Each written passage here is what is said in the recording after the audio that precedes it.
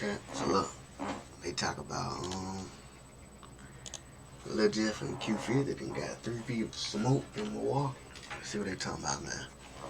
Trapmore gang, anybody that's followed Chicago drill is familiar with two names, Bloodhound Lil Jeff and Bloodhound Q50. Now, there's been rumors for quite a long time that these guys were operating as contract killers, hitmen. All right, I've done videos about both of them. Okay, I call them rapping hitmen. That's what they have. That's not me snitching. They are rapping about doing hits, and they're always talking about going on hits, and they always talk about how many hats / murders that they've committed. That's on them. That was their idea. They put that out there, okay? And Q50, he's been talking for a while about hits that he was doing across state lines. You're going to call me the Fed, but he's the one that said all this, okay? He said, dudes, know I got bodies from state to state in the mill, Milwaukee. I'll be clapping dudes for the for the money, for the paper, all right? And so in this video, I'm basically going to break down some of the theories that have been going around and some of the new information that surfaced about the potential truth behind Bloodhound Q50 and his deceased compadre Lil Jeff apparently being out-of-town hitmen and running up the bag in Milwaukee, murdering people, specifically a gruesome triple murder that some people think they are actually responsible for. Bloodhound Lil Jeff also talked about doing murders in Milwaukee. He said, dump a dog in a mill and I still got the pound.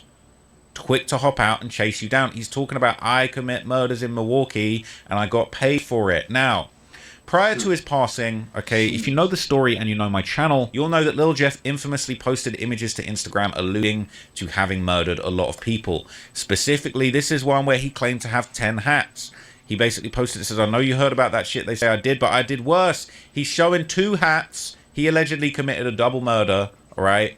3 hats in one at the start. That is apparently a reference to a brazen triple murder that happened out of town. These 2 graduation caps, these are references to him killing 2 students outside of a school, all right? So it's 3 hits on the first go round, 2 graduation caps. We know what you're talking about, Lil Jeff, all right? We know what you're talking about. So interestingly, all right, we finally received information from Chicago Police Department that Lil Jeff definitely wasn't capping about having these hats. If you know the backstory, I'm going to give you a very, very brief update. But in January of 2024, 2 high school students were killed in a broad daylight shooting, and it would later surface that apparently these 2 young guys, I believe their names were Monty and Lil Rob, who were actually killed in retaliation for Lil Jeff getting his watches taken. I'm going to show you right now where this happened. Take a look behind me here. The teens 16 and 17 were shot just on the other side of this elevator structure that you see here, close to the street. Police are calling this an isolated incident. The moments before and after the shooting were all caught on a nearby surveillance camera. You can see both victims here on the left side of took that man watching anything that was going to happen to him. That's the craziest part. your screen. Here on the right side, a dark colored SUV pulls up. Underneath the train tracks, at least one person can be seen running from the car, ambushing the victims. The shooter then runs back into the SUV. The driver taking off south on Wabash and then turning west on Madison. All of this happening right in the middle of the Loop lunch rush hour. Witnesses tell us as many as 10 or more shots were fired. Chicago police say a group of 6 teens had just left a nearby high school when the shooting happened. So immediately after that shooting took place, if you know the story well, you'll know that Lil Jeff took to Instagram Live to basically take responsibility for the whole situation, and police would later use this as evidence.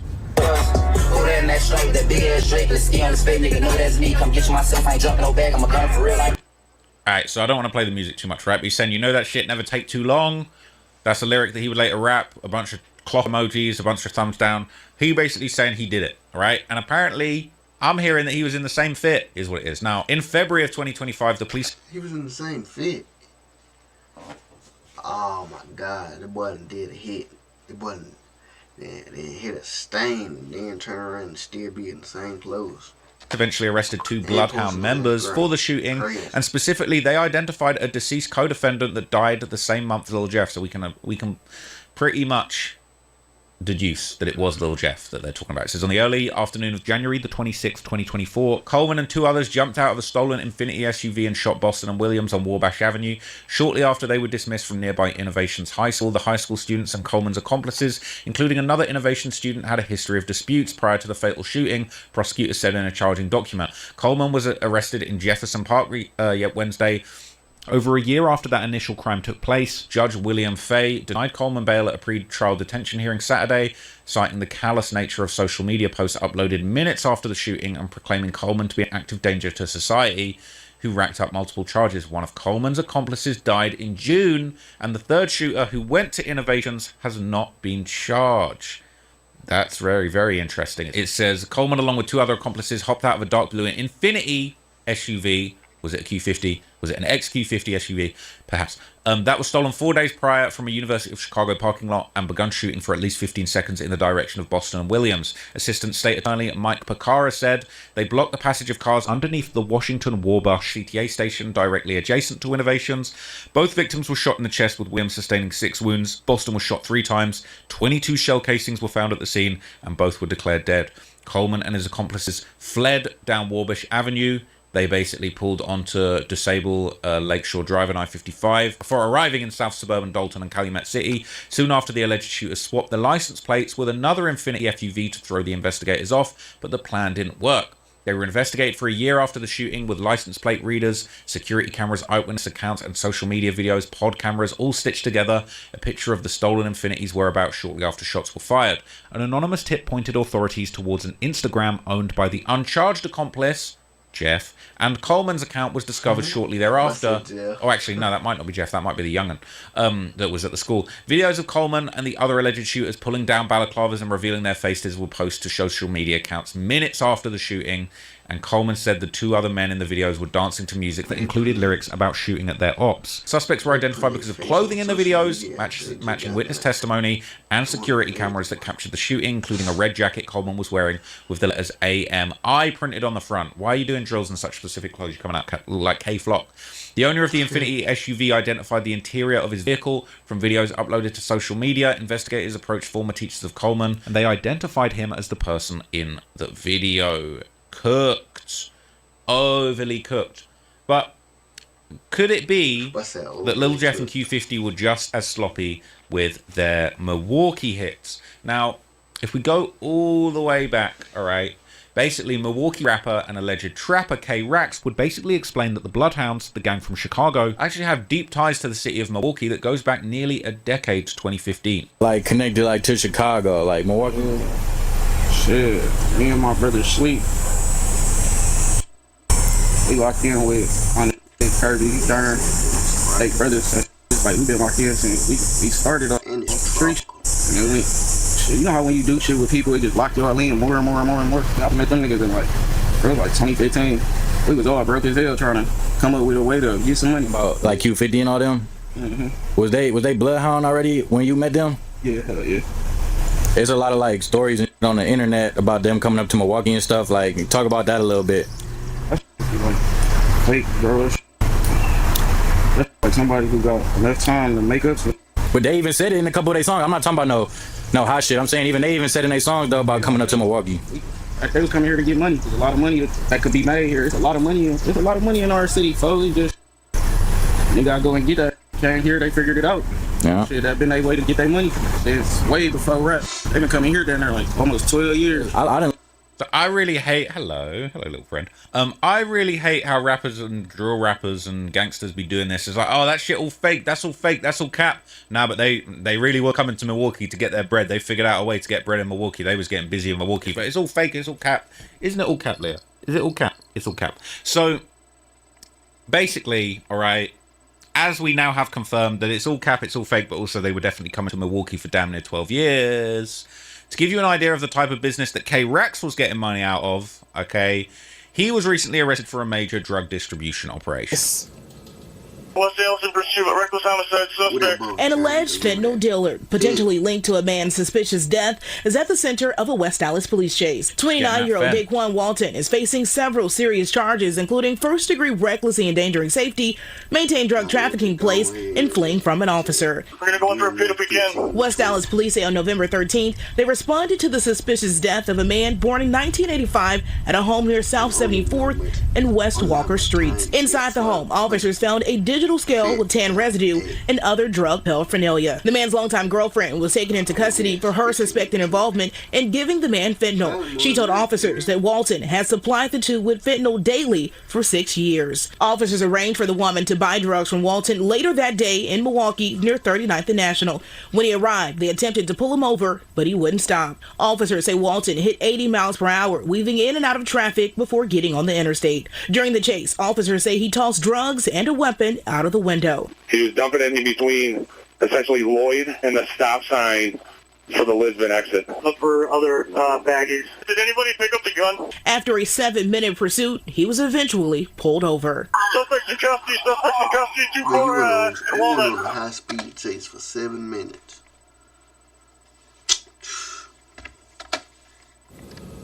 Officers say Walton had 11 phones, a small amount of fentanyl, and nearly $2,500 in his car. He admitted 11 phones, a bunch of fen. to throwing the gun out of the window, but says So there's a lot going on over in Milwaukee, let's say that, all right? Milwaukee's definitely cracking, it's frying. People saying, damn, K-Rax, is you really up a bag of fent? Would have been 10 bags of fent, but if the cops ain't make me... Anyway, all right. On the song My Glizzy, alongside Q50, okay, and K-Rax, Bloodhound Lil Jeff allude to killing people for K-Rax. He said, no, I'm still hopping out, even if I got the wheel. They telling me rap, but I'm still going to drill. Do play with K-Rax, then you know he getting killed. No, I ain't talking cleats when I say we in the field. I can see it in his eyes, he never caught a kill. So he said, you play with K-Rax, I'm a kill for you. Like, what? In Milwaukee? Like, is that where you be killing? Now, I'm going to tell you about the case, okay? Get your comments in now. Call me the feds. Do your thing. I know, yeah, I know how it goes, all right? Guys can jump on songs talking about how they kill people in Milwaukee all day long, but if I pull up a little video, all right, of a brutal triple murder that actually took place in the city, apparently this was a drug-related homicide. I've already told you these dudes be dealing with the fent and they in the drug trade in Milwaukee, and they're saying Lil Jeff be getting his money out of Milwaukee, doing what he had to do, finding a way to make money. I'll be wrong. But I'm going to tell you, in March 2022, the authorities in Milwaukee did respond to a brutal triple homicide that did apparently have something to do with drug trade. This is it. The case involving 3 men shot and killed execution style at an apartment in Milwaukee is still unsolved. 2 of the victims were brothers, and detectives say it's going to take the whole community to get this killer off the streets. They ain't in no more pain. They ain't gonna hurt no more. On March 28th, a day after the... Now, notice this as well. When they talk about they be killing people in Milwaukee, they say, I be in the mill. That doesn't just stand for Milwaukee. This shit happened on Mill Road, the mill. They be in the mill catching hats. Oh, what, Milwaukee or Mill Road? All the same. You, like, stop telling on yourselves, and then I won't make videos about it. But, like, when they say they be in the mill catching hats, they really be in the Mill Road in Milwaukee. The triple shooting, droves of people came out to remember the 3 men killed. Anthony Thompson, Thierry McKinney, Clarence Harris. When are we gonna stop? When are we gonna love? The day before this vigil, family members of one of the men called police when they hadn't heard from him. Milwaukee police detectives say they went to the apartment at 54th and Mill Road. When they got there, they found that the door was ajar to the apartment. And when they entered the apartment, they found that there were 3 adult males that were all deceased of gunshot wounds. Detective Tim Keller says they believe it happened around 2 in the morning while people were sleeping, which makes what they know about this case limited. At least one of the victims that resided at the residence where this occurred was engaged in drug dealing from that residence. And that's potentially the motive for this. People sometimes are hesitant to tell us what type of activities their loved one was involved in that could have led to their death. It really does not matter to us other than potentially figuring out a motive. We don't work. You just said the motive. The motive was drug dealing. They killed them so they could take his drugs, and now they finna sell them. They finna come up off on them. And that's how it works. Any less hard on a case just because someone was engaged in drug dealing prior to being killed. We need that information to come forward. And no matter what the information is, if someone in the community knows who is responsible for this, we need a person who's capable of entering someone else's home and killing 3 people to be held accountable so that they can't do this again. They say, well, if the rumors are to be believed, right? People saying this is Lil Jeff's hats. People saying didn't pay the plug. This is the hit Lil Jeff was on. That's 11 months ago. It's a long time ago, right? People been knowing this. Lil Jeff's hit, allegedly. All right? You're going to call me the feds and act like this isn't what's going on. Now, obviously, one of the people who would allude to this triple murder having happened was Lil Jeff in his Instagram post, which, as you already know, that is 3 hats. All right, and that was quite a while ago. This would have been early days for his hitman career. All right, this is 2022. This is 3 years ago, okay? What's interesting is that Bloodhound Slimito on the interestingly named track Big 3 that also featured Lil Jeff and Q50, he would say, on my first one I caught 3, I swear to God I'm kind of different. When they're saying Big 3, are they talking about the Big 3 artists on the track? Or are they talking about the Big 3 bodies that they caught? Again, you're going to call me the feds, but look, on my first one I caught 3, swear to God I'm kind of different. There's not many triple murders that happen in the world. This is a very specific crime you're copping to. Now, Redditors have been discussing the alleged hit for quite some time. Okay, they've been digging deep. We're saying this is the report on the Milwaukee triple murder that Q50, Jeff, and Slimito rapped about. Of the 3 victims, 2 were brothers. I don't know how true this is, but the reason for this murder was that one of the victims owed a drug seller. Slimito said on his first song, on my first one I caught 3, I'm kind of different. The self-snitching these guys do is insane. Q50 down there said the same thing. First time sliding, I went up 3. Big 3. The song's called Big 3. It's a banger. It's a great song. Right? K-Rax with the money on the head. Basically, some bag on a dude head, literally. Alright? He's posting that to say, we put a bag on the op's head and they got it done. That's what's basically being said. Alright? No way you guys really went and found that thing. 3 in a day. My dude kind of surprised me. That's on the track Op K. Endless songs. And the drug dealer is K-Rax, aka Q50 and Slimito's cousin, who paid them to kill him. You crazy? How? How do you know? How? Oh my God. You really police? Oh, weird. Oh, everyone on here is police. This scares me how you really dig deep for stuff like this to try and get somebody locked up. You're dumb as hell. Triple homicides don't happen. That's facts. That's facts. Like, you got too much time on your hands, bro. Happen often, so it's very easy to pinpoint what they were talking about. I live in Milwaukee, and all I can say is it's been going around that out-of-towners collected. Used to be up here a lot for cars too. Plug dropped a bag. Bloodhound Reapers came to collect. Alright, it is a mess. Now, some Redditors even believe that Lil Jeff actually reenacted this hit, and you're going to call me the feds.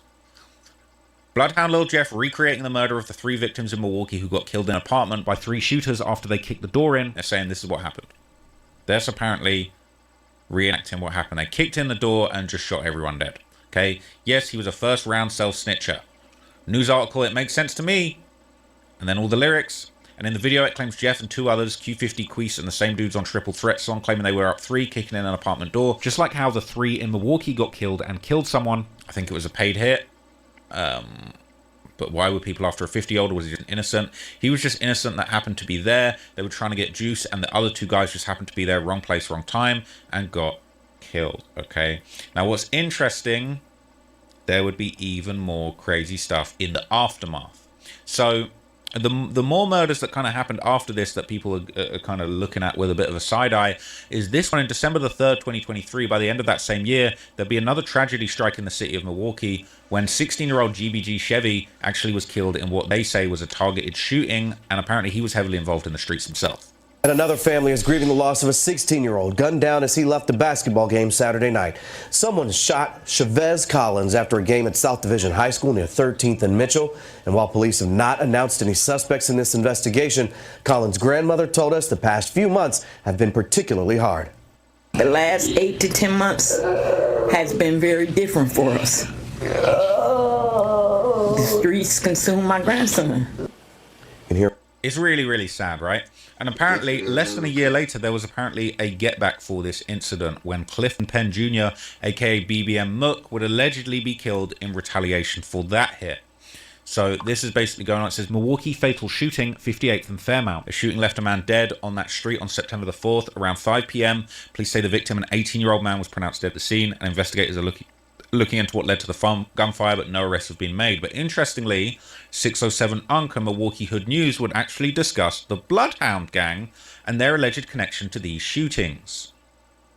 Problem, right? But all my viewers and everybody right there at home is watching, they got to understand the real truth about Milwaukee. So I want to talk about the truth about Milwaukee, right? Because I don't got no valid truth that happened, but I got valid truth that what happened was this, right? When Mook got killed because of Chevy, right? And the person that killed Mook, like I keep telling you, is Bloodhound Jeff from Chicago. He was paid to kill Mook by the GBG gang, and I don't think you understand that. It wasn't Jeff, bro. It was affiliated with that. It's close, but it was not Jeff, bro. But it's not close, gang. Because listen, you saw. No, it was Bloodhound, but it wasn't Jeff. Gang, it was Bloodhound, but it was Jeff. Because listen, if you Bloodhound and you connected with Jeff, you don't know who doing the hit, right? It's under their tag. Just like if you go to McDonald's, you don't know who made the fries. You know who did it, bro. It's their most turned rapper right now. But you don't know who did it. Like if you go to McDonald's, they most turned person making the fries probably don't make your fries that day. So you don't really know. Bro, you stupid as Come on, gang. How am I stupid? I'm just keeping it real. So how do you know, right?